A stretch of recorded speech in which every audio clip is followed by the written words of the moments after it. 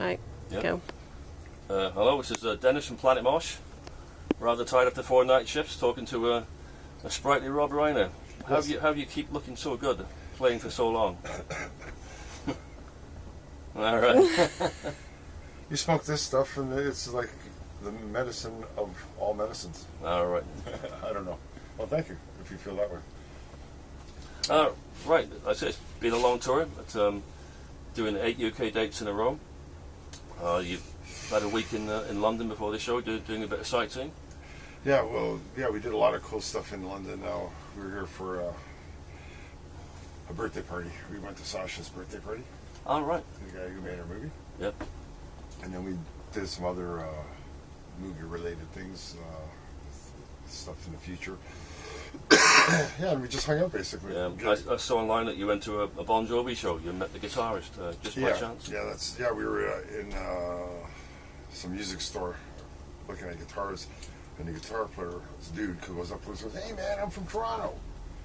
And Lips goes, "Oh yeah, that's cool, man." You know, and he goes, "Yeah." And then the guy says to him, "Yeah, I'm playing with Bon Jovi tonight." So Lips goes, "Oh, so you're in the support band?" We didn't need to recognize Phil X. Richie Sambora's replacement. Yeah. We didn't know who he was. Yeah. But so he invited us to come down and see the gig. It was actually quite a neat thing. They just it was a listening party, but they performed the new album live. Right. It was kind of cool. Yeah. Yeah, I thought, and the whole place was packed with like older women. It's quite a posh venue, you know. But the London Palladium. Yeah. They don't really get many rock bands, let alone. But it's. Yeah, so I enjoyed that. And then we went to the Royal Albert Hall, so I finally got to go in there and see that place. So it was kind of surreal because I've always seen it through DVDs and movies. And we saw some crazy comedian there, Al Murray. Remember that guy? Yeah. Al Murray, Al Murray. Yeah, the one, the pub landlord. Pub landlord, right? That guy. So that's what we were doing there. Don't ask me why we got there, but we were there. So yeah, we just hanging out. So it must be nice to do some, have more than one day in one city to do a bit of. It was awesome. I had a great time. It was a really good way to get started up on this. I caught a cold the second I got here. It's amazing. I was healthy come over here 2 days later. Oh, what's going on? Yeah. But anyways. That's it. That's the English weather for you. Yeah. But the last first two shows, Huddersfield and London, were awesome, absolutely awesome gigs. So the UK parties got off to a good start. I was saying to Delilah before that I've never seen anybody play a gig in Huddersfield. You never see any Huddersfield venues in the music magazines. So you play there. There is a venue there. We played it. Yeah. We were there. It was great, and people came from all over. Yeah.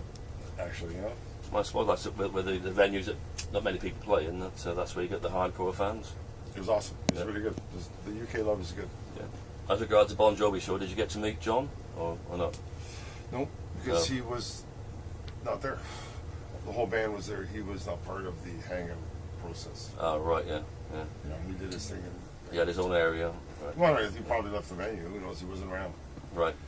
But we know Tico and Dave, I think the keyboard player. Dave Byron. Yeah. Right. Yeah, we know those guys. Yeah, we know those. Yeah. We know them all, really. Yeah. Well, also, you played that Japan festival in 84, 85. So. Yeah, and we got to be friends. And then years later, we met up with them again somewhere. Yeah. We know John, too, but he just wasn't hanging out with nobody. Yeah. They had an article in you have a magazine here called Classic Rock Magazine about guitarists, replacing guitarists, and they were saying that he's far too technical for the Bon Jovi, compared to Richie Sambora, I would probably say it's true. Yeah. He seemed like he was a really versed, good guitar player, and it doesn't look like he was just having fun and being happy to be doing what he's doing, but it's not really probably where he'd like to be. Yeah, he said certain songs he has to play the same solo, right, yeah, once they're dead or alive, but right. Supposed to be like Stairway to Heaven, going, you can't play another guitar solo. Of course not, no. Of course not. I see that you had a bit of a reunion a while ago with Dave Allison and Ian Dixon. How did that come about? Well, that was the first time in 20-odd, I forget how many years, where all the 4 original boys were hanging out at the same time. Yep. Just hanging out. It was great. How did that come about? Dave got on the internet recently. That's right. Yeah. He discovered smartphones and he's discovered all this stuff. Yeah. So he got onto Facebook, and so we kind of he's been following a lot of the Anvil stuff, and then next thing you know, he wanted to come and see the band. Wanted to come. So they came to a show as well. Yeah. Right, So in that process, we phoned up Ian and told him, "Hey man, what are you around? All right. You know, why don't you come out and hang out with us? Because Dave's coming to hang out." So that's how we all got together. We didn't jam on stage. No. They came on stage and sang metal like that kind of thing. Right. Good. It was a good time. Are they still playing, or have they left the music business? Oh, they left the music business. Dave's been out of the business since back, whatever. Back in those days. 83, 84. Yeah, he's been out of it since then. And Ian, he plays weekends in some band. He's like a hobby. Right, yeah. That's about all I know. Really. We were talking about doing this 1, 2, 3 tour where we would have the original guys and we would do all these stuff from the first 3 albums, and it's a good idea to do. I think the fan, because then we play like 5 songs from each album, kind of, so it'll be a really cool set.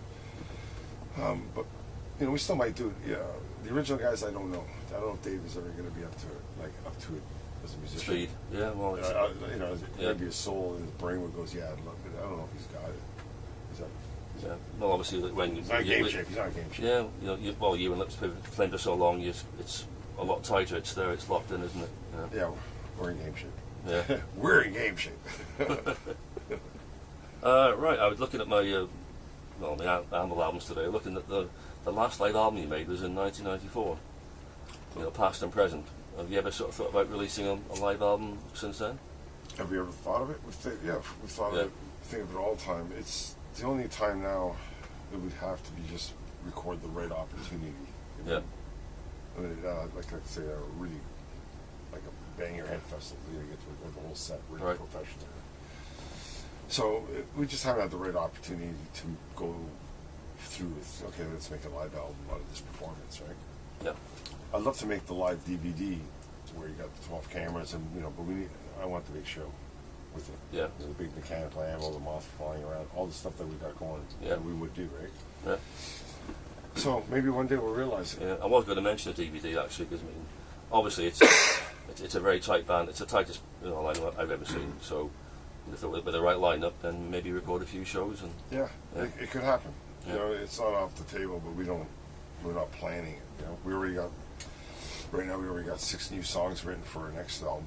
We've been writing. We're going to be recording a new album next year sometime. That's my next question. Yeah. Okay, so there you go. This next one, we're already sticking. You know me by. I spoke to you too much. You know the next thing. So do you generally write on the road or? No. We do. We got our own studio, and we just write. During this year's summer, we took the summer to write these songs. We said, okay, let's just do that. Let's get some new material together, right?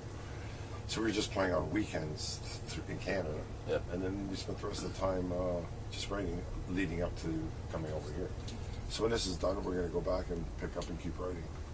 We got half an album written already, and we're just tossing around titles and stuff, and it's great. I think new shit's as good as it's Anvil.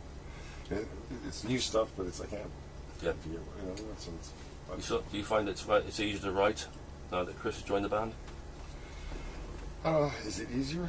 Well, not easier, but I mean that the songs are sort of. Well, Lips and myself write everything. Chris doesn't really. He's not involved in that. Yeah. You know? He's there and stuff, but he's just pretty well does what Lips asks and stuff, right? Yeah. Lips and me are the actual creative writing guys. You know, like argue about it. How we should do stuff. Not really, but we're the idea guys. That's basically. Have you a working title for the album, or is that not something you can tell me? Well, there's many. There's many. They want to laugh. Yeah. I'll just show you something. I'll just do this because I just play this everybody.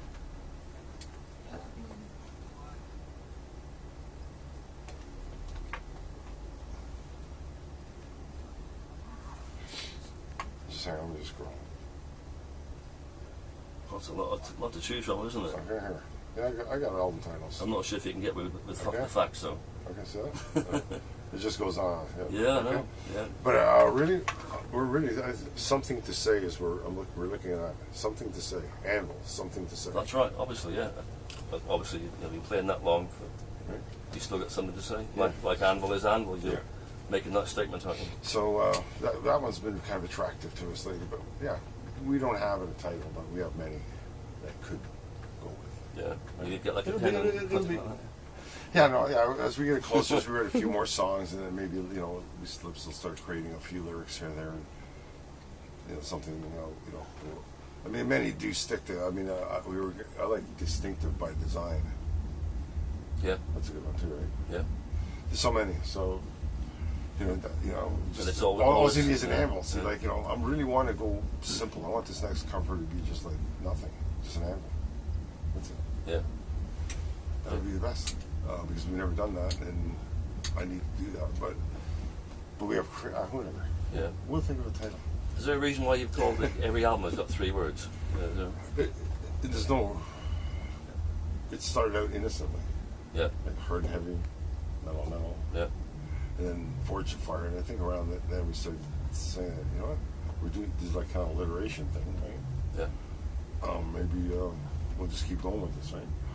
So then we came up with Strength of Steel, and it was Pound for Pound, and worth the wait. Yeah, Worth the Wait. Yeah. So it just kept going, and then now it's like Terminal. Yeah. And now it's Terminal. Yeah. Like I just showed you 400 fucking. It just goes on. That's right. Yeah. There's no real reason. No, it's just works out become that our way. thing, isn't Yeah, it? it just flows better than I suppose 3 words. Yeah. And it's become our thing. It's just like Yeah. every cover has this anvil on it. Yeah. Whatever it's doing, it's just an anvil somewhere, right? So it's just became what we are. What you see is what you get. Yeah, and Yeah. if we were to take that away, people go, "What the fuck? You're running out of ideas," or Yeah. even if it's the most basic, you couldn't think of anything. And I see you have Sister D, the leader, back on the merchandise. Yeah. Yeah, Come a long way too. Yeah, she's been doing. She's been working. She loves this whole gig, and she loves the band, and she works well with this organization. Yeah, she's good people. It's Very, very, very a lot of passion, dedication. dedication. Yeah. And she's actually, doing tour managing on this tour also, like she does in America. So, we need people like her. Yeah. We need good people are hard to find. Must be a hard job keeping an eye on you 3. Yeah.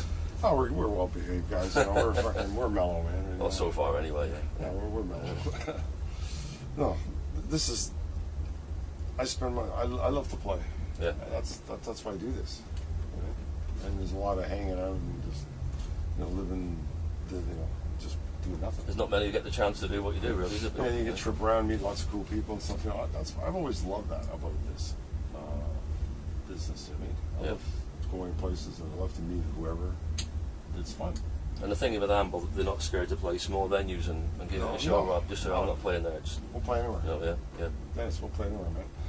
See, here in the UK, this what's going on, this agent, I don't know, we've been coming here, obviously, seen more frequently, and we're trying to come more often. Right? And it's kind of been paying off in a way, because we're reaching more people all the time, and this agent said, hey, man, there's so many little towns in England that people would want to see you guys. Would you want to go there, right? So we said, we'll go anywhere. So this run here is a little bit of that now. Playing all these new little places, right? Yeah. That we like he said Huddersfield. It's a rare thing these days. They're going like, what's a band like you guys coming here for, right? And it's like, well, the place is packed, wasn't it? It was fucking. Yeah. It was worth it to me. The fans came, right? They came from all over. So we're going to do this, and we're going to see, I guess, the outcome of it at the end. Yeah. And the agent was feeling that it's going to be good, and so far we're doing good from what I see, So I think it'll be good. Yeah. There's fans here. I guess that movie really played well in England. That's right. Yeah, like I say, all the old fans supposed to get the new generation as well. It reached like further than a metal underground flyer thing, right? If you will. We were walking around London for a week, and people were hitting up, like lawyers and stockbrokers and just fucking whatever people, right? Yeah. They go, man, fucking love you guys. What's happening? I hope you're doing good. They all know us from the movie. Yeah. And it was endless. It's like, wow, it makes you just go, shit, man, the UK kind of, the movie penetrating it. Yeah. America was a little bit like that, but I think it's more prevalent here. Did you get recognised at the Bon Jovi show? Oh, yeah, man. Yeah. Yeah. I was sitting beside some guy. Which matter of fact, you said he was going to come to one of our gigs. I can't remember now. Oh my God. No, it wasn't tonight though. Anyways, yeah, we got reference. Right, yeah. No, but you know, but I'm just like you. I'm just another guy. That's right, yeah. That's how I feel all the time. And we trip around, man. I like that. And then people come up to, hey man, and then you, oh man, Yeah. you become kind of famous. Do you know what I'm saying? That's how it always happens. Yeah. With drugs, it's not crazy, but you always, you go, wow, yeah, that's right. People know who we are. I remember a couple of years ago on the Hope and Hell tour, I was touring by Manchester Academy with the shirt on, and some guy walks in with a three-piece suit and a suitcase, and he said, Anvil, I said, are they still going? I said, yeah, they're playing tonight. And he went to the gig Yeah. in his suit, and he's right down the front, short headband on, and he loved it, you know. It's amazing. I love it. Yeah. Well, I love the UK, man. I have always, anyways. It's not just now, but it's just kind of neat to see the band make a little more inroads here than Yeah. in previous times. You know what I mean? I generally find with the UK, it's a way of life for us. It's not like a fashion. It's No, I know it's, that. it's in our blood, like Yeah. yeah. And it's, in metal especially, you know, the dedication is for life. What I've also seen with the true fans, you know, they stay with bands that they love for life. Just like me. You know, I got I still love Black Sabbath to this day. Yeah. And I grew up with them. You know, I still love the Cream. You know, there's certain bands I'll love forever. Even if they don't exist. Well, I love the Sweet. You know, like I can name so many bands I love. Right? That was the first sort of glam rock band I grew up with this week. It's Yeah, you know, so you stick with the bands you love right to the end of it all, I guess, right? So I see that happening here in the UK. It's all good. That's great. Right, thank you for your time. Okay, Much appreciated, Robbo. no problem. Yeah. Dennis rocks. He always rocks. Don't you have an Anvil tattoo? Do I? You have an Anvil tattoo, right? See, Yeah. Okay. Yeah, Yeah. See, I'm you not got an Anvil. gonna- See, you got an Anvil. I'll show you now. I'll show you. Turn it off now. Oh, there. Oh, yeah. Oh, you're still filming? Yeah. Oh, there it is, man. It's hard and heavy too. Hard and heavy. Totally fucking cool. Okay. Okay.